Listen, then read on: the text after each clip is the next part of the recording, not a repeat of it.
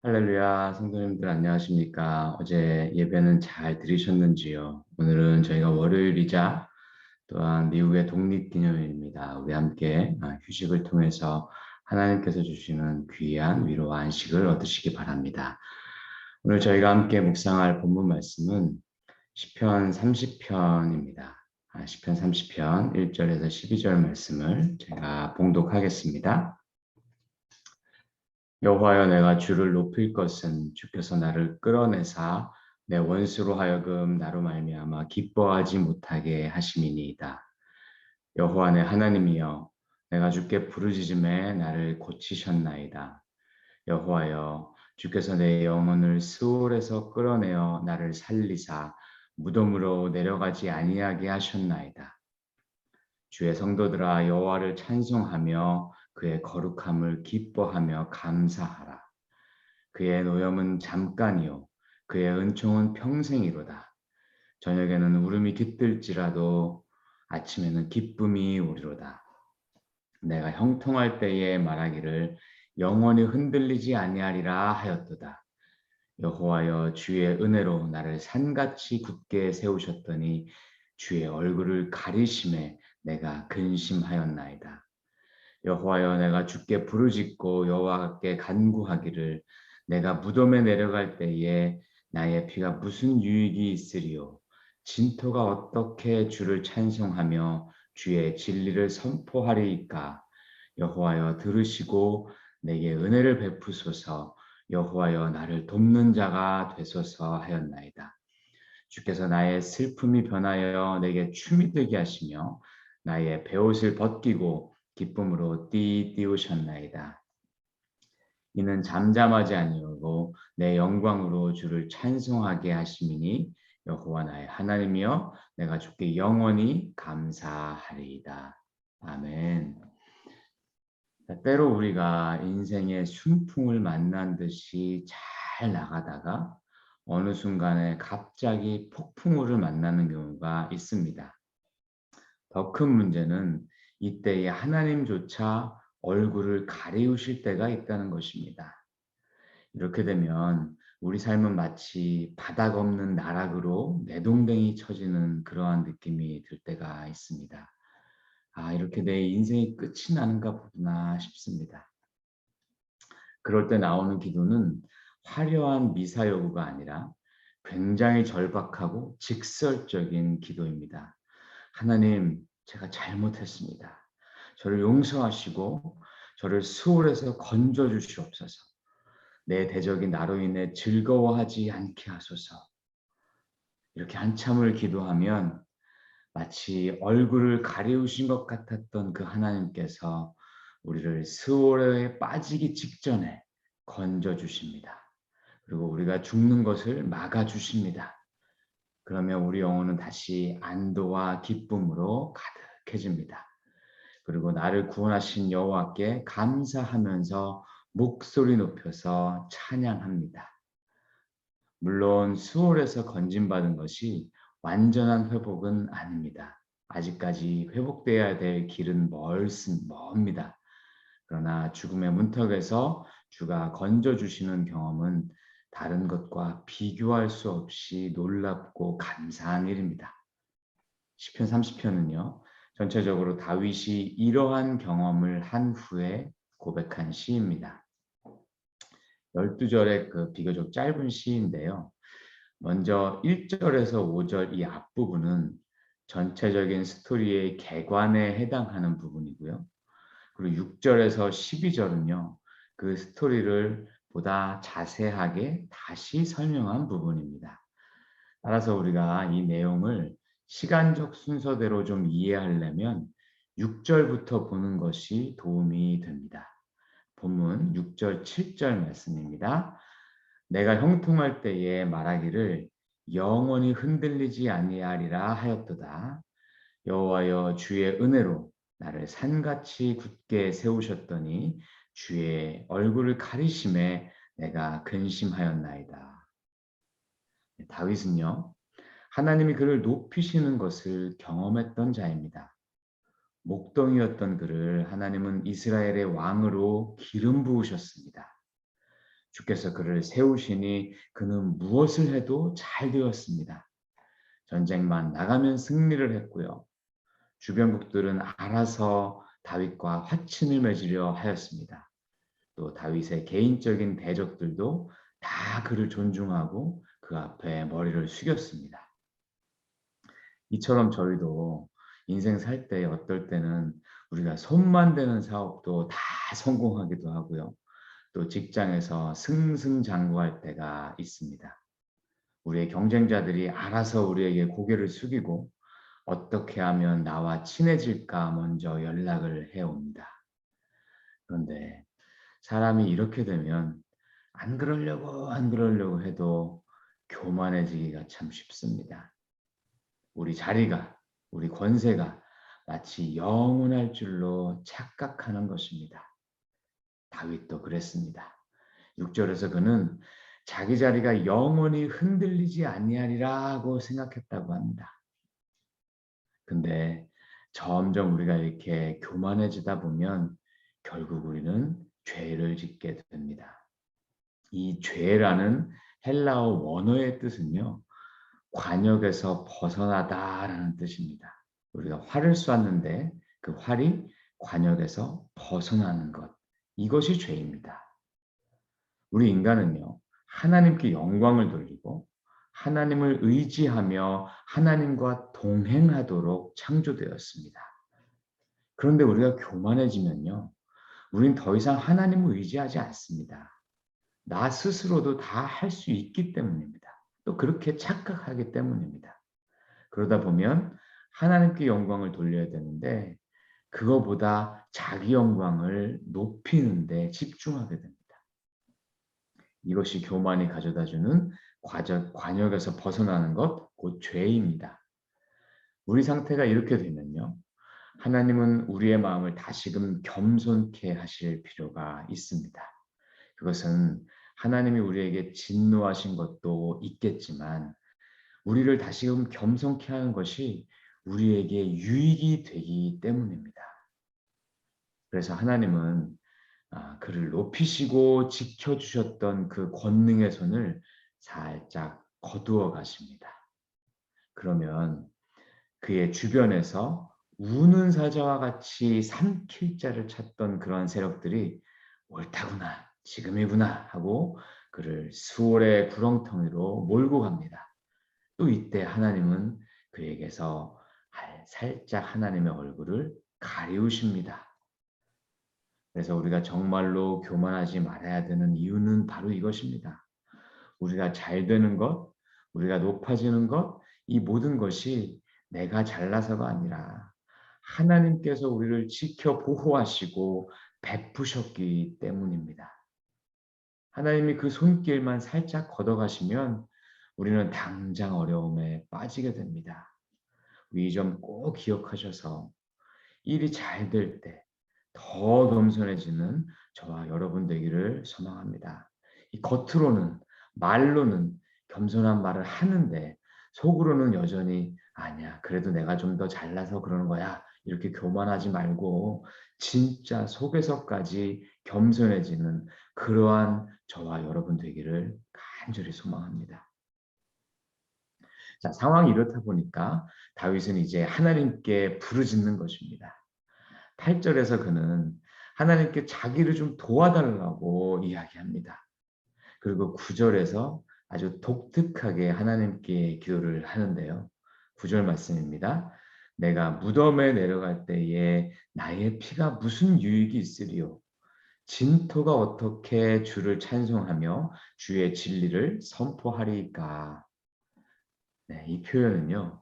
다윗이 내가 죽는 것이 하나님께 무슨 유익이 있겠습니까? 라고 말하는 겁니다.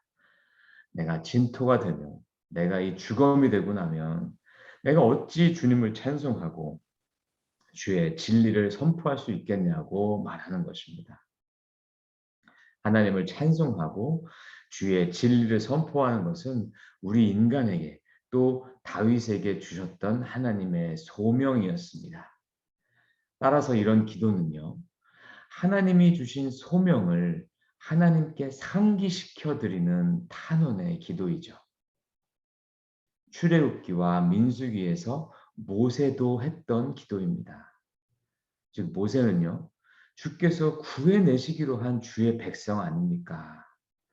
주께서 이들을 가나안 땅에 들어가게 하시기로 하셨지 않았습니까? 그것이 하나님이 주신 사명 아니었습니까? 근데 이들을 이 광야 가운데 죽이시면 어떡합니까? 이렇게 기도했습니다. 모세의 이 한 사람의 기도가 이스라엘 전 민족을 살렸습니다. 만약 우리도 죽을 것 같은 그런 어려운 상황 가운데 봉착하게 된다면 우리에게 주신 사명 붙잡고 기도해야 하는 것입니다. 주님, 제가 여기서 끝나게 되면 제게 주셨던 사명은 어떻게 됩니까? 저를 긍휼히 여기시고 이 위기에서 저를 구해 주십시오. 라고 말입니다. 다윗이 절박한 상황 가운데 그의 사명을 붙잡고 주님께 부르짖었더니 드디어 주께서 그를 스올에서 건져 주셨습니다. 주의 권능의 손을 펴서 그를 구해내시고 원수들로부터 그를 지켜 보호하셨습니다. 앞에서도 본 바와 같이 하나님이 주의 백성을 징계하시는 것은요, 그를 다시금 겸손케 만들고 새롭게 하기 위함입니다. 그를 완전히 멸망시키기 위한 것이 아닙니다.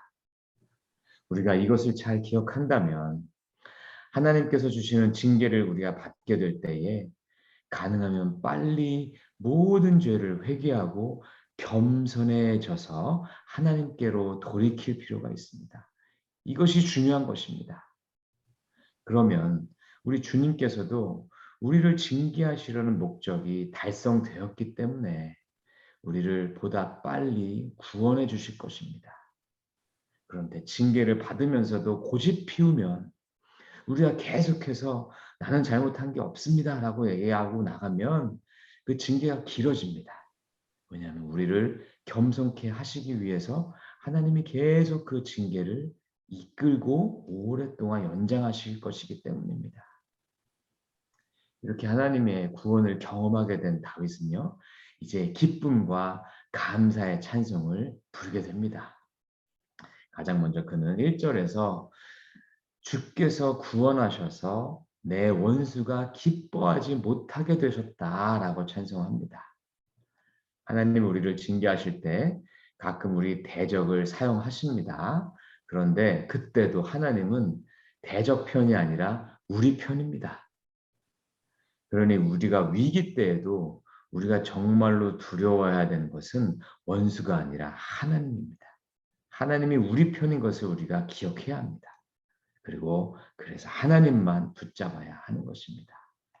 자, 주께서 도우시면 우리에게 득달같이 달겨들던 대적들이 다 물같이 사라져 버릴 것입니다. 그래서 주님이 이 문제 해결의 핵심이십니다. 자, 2절에서 다윗은요, 주께서 나를 고치셨다고 찬송합니다. 징계를 받을 때 우리가 겸손해지는 것은 축복입니다. 사실 징계받을 때 하나님께 감사하기는 쉽지 않습니다.